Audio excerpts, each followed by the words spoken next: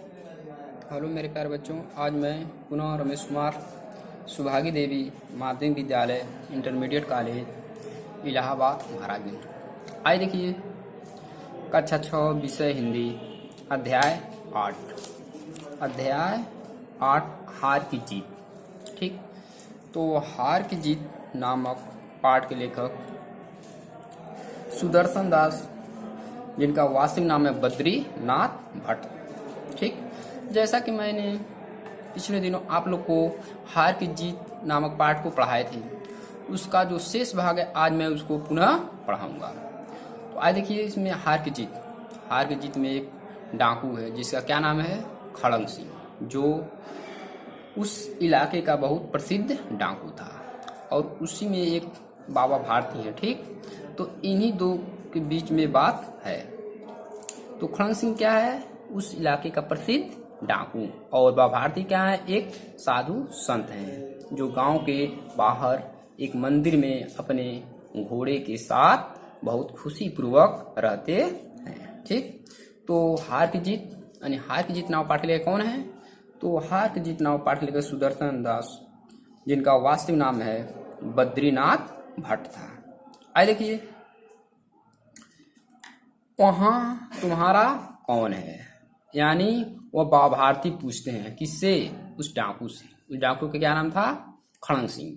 ठीक, तो बाबा भारती उस डाकू से पूछते हैं कि वहां तुम्हारा कौन है। दुर्गा दत्त वैद्य का नाम सुना होगा। उसके बाद वो डाकू बताता है कि तुम दुर्गा दत्त नामक एक वैद्य हैं जिनका नाम आप सुने होंगे, उनका सौतेला भाई हूँ मैं। क्या हूँ, उनका सौतेला भाई। ये बात कौन बोल रहा है, तो यह बात डाकू खड़ंग सिंह बोलता है। किससे, यानी बाबा भारती से। बाबा भारती ने घोड़े से उतरकर अपाहिज को घोड़े पर सवार किया और स्वयं उसकी लगाम पकड़कर धीरे धीरे चलने लगे, क्योंकि वह कैसा रूप धारण किया था, वह एक अपाहिज का रूप धारण किया था। और जब अपना पता बताया तो बाबा भारती ने घोड़े से उतरकर उस अपाहिज को घोड़े पर सवार कर लिए। ठीक, और स्वयं उसकी लगाम यानी घोड़े की लगाम पकड़कर धीरे धीरे अब वह चलने लगे। सहसा उन्हें एक झटका सा लगा, तभी अचानक उनको एक झटका लगा और लगाम हाथ से छूट गई। उसके बाद क्या हुआ, लगाम हाथ से छूट गया। उनके आश्चर्य का ठिकाना न रहा। उसके बाद आश्चर्य का कोई ठिकाना न था, क्योंकि लगाम क्या था, लगाम झट से उनके हाथ से क्या हो गया, छूट गया, क्योंकि लगाम को वही पकड़े थे, कौन, बाबा भारती। जब उन्होंने देखा कि अपाहिज घोड़े की पीठ पर तन कर बैठा है, उसके बाद जब देखे कि जो अपाहिज है वह घोड़े की पीठ पर कैसा बैठा है, सीधा तन कर बैठा है और घोड़ों को दौड़ाए लिए जा रहा है। और क्या कर रहा है, घोड़े को तेजी से दौड़ाते हुए जा रहा है। उनके मुख से भय, ठीक, मतलब डर, विस्मय और निराशा से मिली हुई चीख निकल गई कि अब वह बाबा भारती समझ गए। ठीक, भय से डर गए। ठीक, और उनके अंदर क्या हो गई, निराशा मिल गई और चीख निकल गई। वह अपाहिज डाकू खड़ंग सिंह था। वह अपाहिज कौन था, वह अपाहिज डाकू खड़ंग सिंह ही था। बाबा भारती कुछ देर तक चुप रहे। उसके बाद बाबा भारती कुछ देर तक चुप रहे और इसके पश्चात कुछ निश्चय करके पूरे बल से, उसके बाद बाबा भारती क्या है, वो चुप रहे हैं। इसके बाद कुछ समय बाद वह निश्चय करके पूरे बल से चिल्लाकर बोले, जरा ठहर जाओ। उसके बाद बोले चिल्लाकर, कौन, बाबा भारती, की जरा रुक जाओ, जरा ठहर जाओ।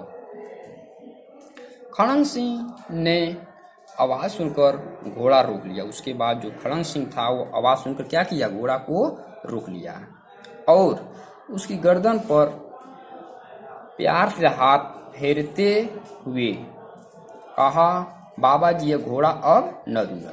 जब वह भारती आवाज दिए तो खड़ंग सिंह ने क्या किया, आवाज को सुनकर घोड़ा को रोक लिया और ठीक उसके गर्दन पर प्यार से हाथ फेरते हुए कहा कि बाबा जी यह घोड़ा अब मैं तुमको नहीं दूंगा, मतलब यह घोड़ा अब तुम्हें नहीं दूंगा, न दूंगा, परंतु एक बात सुनते जाओ। उसके बाद बाबा भारती बोले कि परंतु एक बात है, ठीक, और इस बात को तुम सुनते जाओ। खड़ंग सिंह ठहर गया, खड़ंग सिंह अब वहीं रुक गया। बाबा भारती ने निकट जाकर उसकी ओर ऐसी आंखों से देखा जैसे बकरा कसाई की ओर देखता है। ठीक, बाबा भारती ठीक खड़ंग सिंह निकट जाकर ऐसी आंखों से देख रहे थे जिस तरह से बकरा कसाई की ओर देखता है, मतलब जिस तरह से कसाई होता है एक बकरे को काटता है, ठीक, मारता है और बकरा चुपचाप कसाई की तरफ देखता है, उसी तरह बाबा भारती भी खड़ंग सिंह की ओर देख रहे थे और कहा यह घोड़ा तुम्हारा हो चुका। उसके बाद बोले यह घोड़ा अब तो तुम्हारा हो चुका है, मैं तुमसे वापस करने के लिए न कहूँगा। और बोले भी कि यह घोड़ा अब तो तुम्हारा हो चुका है, मैं तुम सब इसको वापस करने के लिए नहीं कहूँगा, न कहूँगा, परंतु खड़ंग सिंह केवल एक प्रार्थना करता हूँ।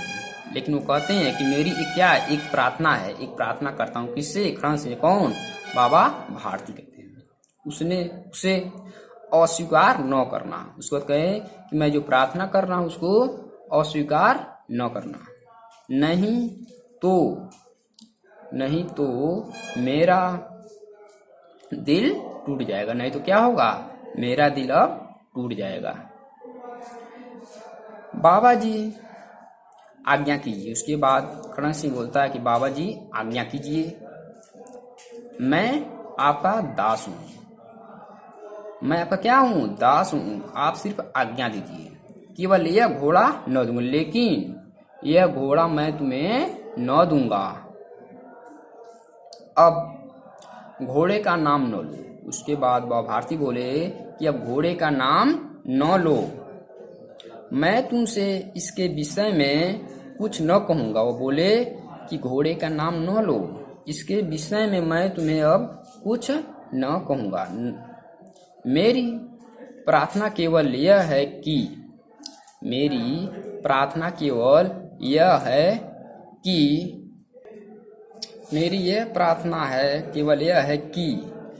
इस घटना को किसी के सामने प्रकट न करना। उसके बाद बाबा भारती कहें कि मुझसे आपसे सिर्फ यही प्रार्थना है कि जो घटना हुई है मेरे सामने, यह घटना और किसी के सामने मत बताना है, यह घटना किसी के सामने प्रकट न करना। खड़ंग सिंह का मुंह आश्चर्य से खुला रह गया। उसके बाद जब खड़ंग सिंह यह बात को सुना तो आश्चर्य से ठीक उनका मुंह खुला ही रह गया। उसका विचार था कि उसे घोड़े को लेकर यहाँ से भागना पड़ेगा। वह सोचने लगा कि अब मुझको यहाँ से घोड़े को लेकर क्या होगा? भागना ही पड़ेगा। परंतु बाबा भारती ने स्वयं कहा कि इस घटना को किसी के सामने प्रकट न करना। लेकिन एक बात यह है कि बाबा भारती ने स्वयं कहा है कि इस घटना को किसी के सामने प्रकट न करना, मतलब यह घटना किसी को दूसरे को नहीं बताना। इससे क्या प्रयोजन है? सिद्ध हो सकता है। अब वो सोचने लगा इस बात का क्या निष्कर्ष निकल सकता है। ठीक, यह बात खड़ंग सिंह अपने मन में सोचने लगा कि जब बाबा भारती कहें कि यह घटना किसी को सामने न करना, यह घटना किसी को नहीं बताना। खड़ंग सिंह ने बहुत सोचा, बहुत सिर मारा, परंतु कुछ समझ न सका। इस बात को लेकर खड़ंग सिंह ने बहुत सोचा, ठीक, अपने सिर पर, अपने हृदय बहुत जो डाला, परंतु कुछ समझ न सका। इस बात को समझ न सका। हारकर उसने अपनी आंखें बाबा भारती के मुख पर गड़ा दी। उसके बाद हार मानकर ठीक अपनी आंखें बाबा भारती के मुख पर गड़ा दी और पूछा, बाबा जी इसमें आपको क्या डर है? उसके बाद वो लास्ट में खड़ंग सिंह भी ने पूछा कि बाबा भारती इसमें आपका क्या डर है? ठीक, सुनकर बाबा भारती ने उत्तर दिया। जब खड़ंग सिंह ने इस बात को बोला, ठीक, तो बाबा भारती ने उत्तर दिया, लोगों को यदि इस घटना का पता चल गया तो इस घटना का पता चल गया तो वे किसी गरीब पर विश्वास न करेंगे। वो बोले कि यह घटना किसी पर पता चल जाएगा तो कोई भी व्यक्ति गरीब पर विश्वास न करेगा, न तो उनका मदद करेगा, विश्वास न करेंगे। यह कहते कहते उन्होंने सुल्तान की ओर से इस तरह मुंह मोड़ लिया जैसे उनका उससे कोई संबंध ही नहीं रहा हो। और इस तरह से कहते कहते, ठीक, सुल्तान की ओर से, ठीक, यानी घोड़े का नाम क्या था? सुल्तान। तो बाबा भारती ने यह बात कहते कहते सुल्तान की ओर से इस तरह से मुंह मोड़ लिया जैसे कि उनका उस घोड़े से कोई संबंध ही न रहा हो।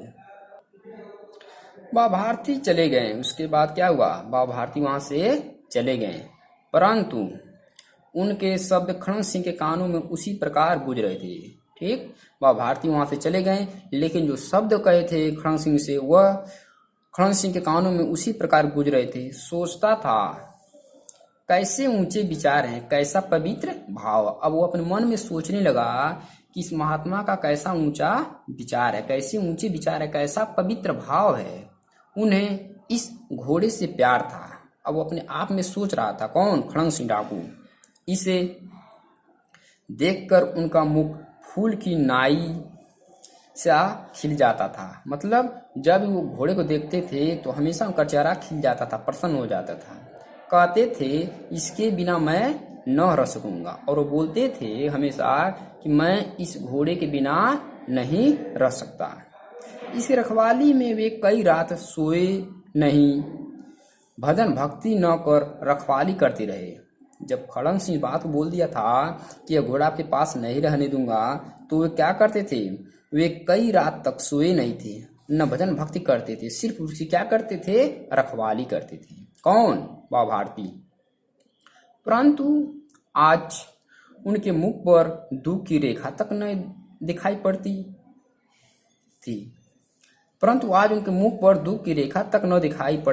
थी। लेकिन आज उनके चेहरे पर कोई दुख नहीं दिखाई दे रहा था। उन्हें केवल यह ख्याल था कि कहीं लोग गरीबों पर विश्वास करना न छोड़ दे। ऐसा मनुष्य नहीं, देवता है। वह अपने आप सोच रहा था। ठीक, वह सोचने लगा था कि बाबा भारती कैसे पवित्र भाव के थे, कि वो अपने आप में सोचा कि कहीं लोग गरीबों पर विश्वास करना न छोड़ दे। उन्हीं के बात को, यानी बाबा भारती के बात को डाकू कौन? खड़ंग सिंह हमेशा सोचता था कि ऐसा मनुष्य नहीं, देवता है। ठीक, अब अपने आप को सोच रहा था कि ऐसा व्यक्ति नहीं, मनुष्य नहीं है, वो क्या है? देवता है। रात के अंधकार में, ठीक, यानी रात के अंधकार मतलब जब रात हो जाती है, ठीक, वही रात के अंधकार में खड़ंग सिंह बाबा भारती के मंदिर में पहुंचा। उसके बाद रात के समय में खड़ंग सिंह बाबा भारती के मंदिर में पहुंचा, मतलब जहां वह रहते थे, जिस मंदिर पर वह रहते थे। चारों ओर सन्नाटा था। चारों ओर क्या था? सन्नाटा। आकाश में तारे टिमटिमा रहे थे। ठीक, आकाश में तारे क्या होते हैं? टिमटिमाते हैं। कब? रात के समय। थोड़ी दूर पर गांव के कुत्ते भौंक रहे थे, और थोड़ी ही दूर पर जो गांव था वहां पर कुत्ते क्या कर रहे थे? भौंक रहे थे। मंदिर के अंदर कोई शब्द सुनाई न देता था, और मंदिर के अंदर कोई भी शब्द सुनाई न देता था। खड़ंग सिंह सुल्तान की बाग पकड़े हुए था। खड़ंग सिंह सुल्तान की जो डोरी थी, जो लगाम था, पकड़ा हुआ था। वह धीरे धीरे अस्तबल के फाटक पर पहुंचा, और धीरे धीरे वह अस्तबल, यानी जहां घोड़ा रहता था, ठीक उसके फाटक पर पहुंचा। फाटक खुला पड़ा था, और फाटक क्या था? खुला पड़ा था। किसी समय वहां वह भारती स्वयं लाठी लेकर पहरा देते थे। ठीक, किसी समय यानी इसके पहले वह भारती क्या करते थे, वहां लाठी लेकर स्वयं पहरा देते थे, परंतु आज उन्हें किसी चोरी किसी डाके का भय न था। लेकिन आज उनको न किसी चोरी किसी डाके का भय न था। खड़ंग सिंह ने आगे बढ़कर सुल्तान को उसके स्थान पर बांध दिया। उसके बाद खड़ंग सिंह आगे बढ़कर जिस स्थान पर सुल्तान रहता था वहां पर वह उस स्थान पर वह बांध दिया और बाहर निकलकर सावधानी से फाटक बंद कर दिया। और बाहर निकलकर सावधानी पूर्वक फाटक को क्या किया, बंद कर दिया। कौन, खड़ंग सिंह। इस समय उसकी आंखों में नेकी के आंसू थे और इस समय डाकू खड़ंग सिंह के हृदय में भी क्या थे, आंखों में नेकी के आंसू थे, यानी उसके अंदर भी दयालुता थी। रात्रि का तीसरा पहर बीत चुका था। उसके बाद रात्रि का तीसरा पहर भी बीत चुका था। रात्रि का तीसरा पहर बीत चुका था। चौथा पहर आरंभ होते ही बाबा भारती ने अपनी कुटिया से बाहर निकल ठंडे जल से स्नान किया। यानी रात्रि का जब चौथा पहर आरंभ हो गया तो बाबा भारती ने अपनी कुटिया से बाहर निकल ठंडे जल से क्या किए, स्नान किए, मतलब ठंडे जल से नहाए। उसके पश्चात इस प्रकार जैसे कोई स्वप्न में चल रहा हो, वह इस तरह से मालूम हो रहा जैसे स्वप्न में चल रहा हो, मतलब चल रहे थे। उनके पांव अस्तबल की ओर बढ़े। उनके पांव का इधर बढ़े, अस्तबल की ओर, मतलब जहां वो घोड़ा रहता था। परंतु फाटक पर पहुंचकर उनको अपनी भूल प्रतीत हुई। लेकिन अपने फाटक पर पहुंचकर क्या महसूस किए, भूल प्रतीत हुई कि मतलब क्या कि घोड़ा अब नहीं था। इसीलिए साथ ही घोर निराशा ने पांव को मन भर का भारी बना दिया था। और जो घोर उसके अंदर निराशा थी, ठीक, वह मन क्या बना देता, भारी बना दिया था। वे वहीं रुक गए। घोड़े ने अपनी स्वामी के पांव की चाप को पहचान लिया। उसके बाद जो घोड़ा था, ठीक, अपनी मालिक की जो पैर का आवाज था उसको वह पहचान लिया और जोर से हिननाया। और जोर से क्या किया, चिल्लाया, हिननाया। कौन, घोड़ा। घोड़े क्या नाम था, सुल्तान। अब बाबा भारती आश्चर्य और प्रसन्नता से दौड़ते हुए अंदर घुसे और अपने प्यारे घोड़े के गले से लिपटकर इस प्रकार रोने लगे मानो कोई पिता बहुत दिन के बिछड़े हुए पुत्र से मिल रहा हो। ठीक, बाबा भारती आश्चर्य और प्रशंसा से दौड़ते हुए अंदर घुसे और अपने प्यारे घोड़े से गले लिपटकर इस प्रकार रोने लगे कि मानो कोई पिता क्या अपने बिछड़े हुए पुत्र से मिल रहा हो। इस तरह से वह बाबा भारती घोड़े के साथ रोने लगे, यानी लिपटकर घोड़े के साथ रोने लगे। बार बार उसकी पीठ पर हाथ फेरते, बार बार उसके मुंह पर थपकियां देते थे। वो इतना खुश थे, ठीक, इसलिए बार बार अपने हाथ उसको पीठ को फेरते थे, मतलब उसके पीठ पर अपने हाथ को रखते थे, उसके मुंह पर क्या करते थे, थपकियां देते थे। फिर वे संतोष से बोले, उसके बाद फिर वह संतोष से बोले, अब कोई गरीबों की सहायता से मुंह न मुड़ेगा। और अब कहें कि अब कोई भी व्यक्ति, ठीक, यानी गरीबों की सहायता से मुंह नहीं मुड़ेगा। मतलब अब हर व्यक्ति गरीबों क्या करेगा, सहायता करेगा। कोई भी व्यक्ति गरीबों से मुंह न मुड़ेगा। तो इस तरह से मेरे प्यारे बच्चों, आज मैं पुनः कक्षा 6 जो अध्याय 8 हार की जीत जो पाठ है उसको मैं समाप्त किया हूँ। अगले दिन पुनः मैं इसको HW के तौर पर लिख कर दूंगा। तब तक के लिए धन्यवाद।